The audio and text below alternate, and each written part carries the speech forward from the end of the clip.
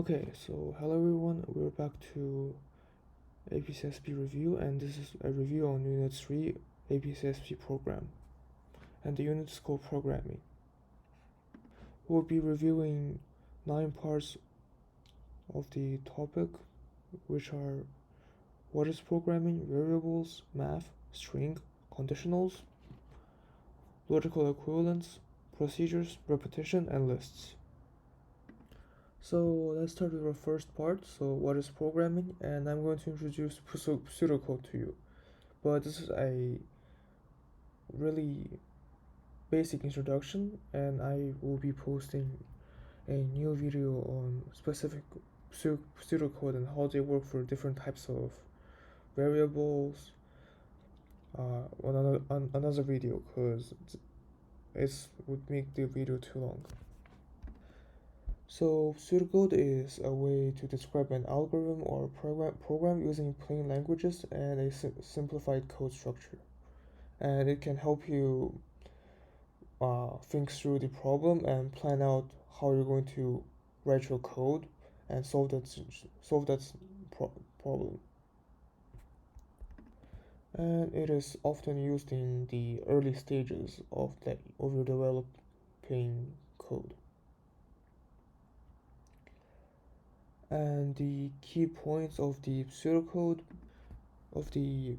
are it's the simple commands like input, output, if else, and loop, and stuff like that.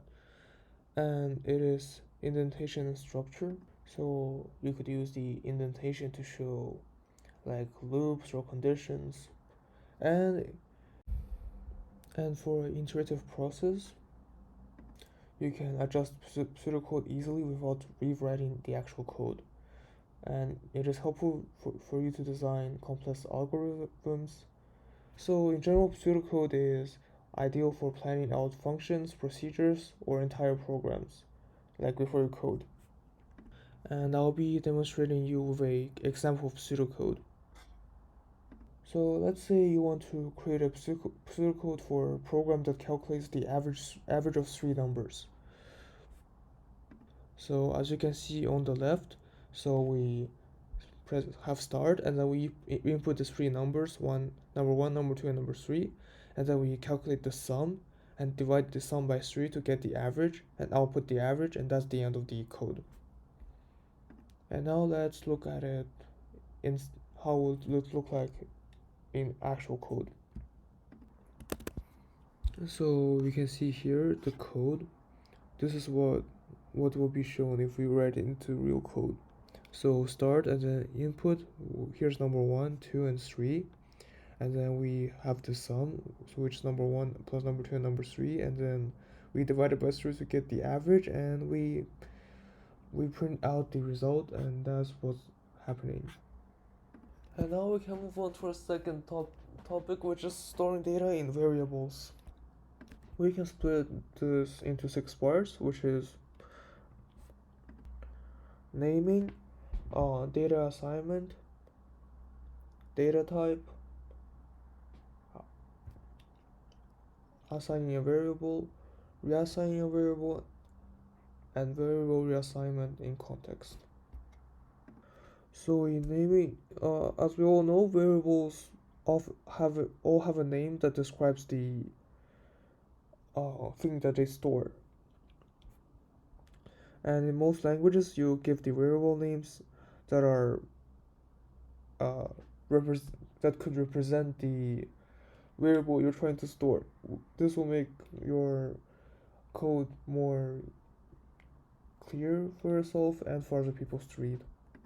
And for data assignment, you can store a value in a variable by assigning it. It's usually the equal sign. And the third one, data type, this is a variable that can hold different types of data, like integers, floats, strings, which is whole numbers, decimal numbers, and text, or also booleans, which are true and false type of code. And now we could take a look at the pseudocode type of this.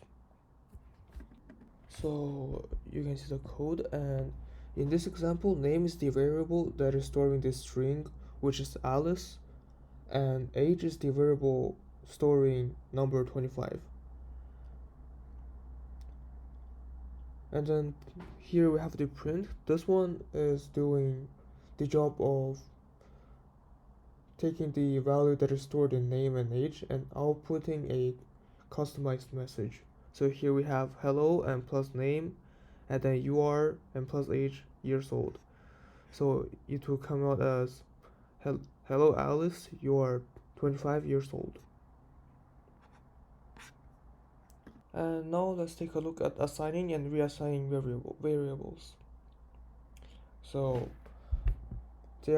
both of them are core part of programming, so they allow you to store initial values into the variables and then change them as needed. So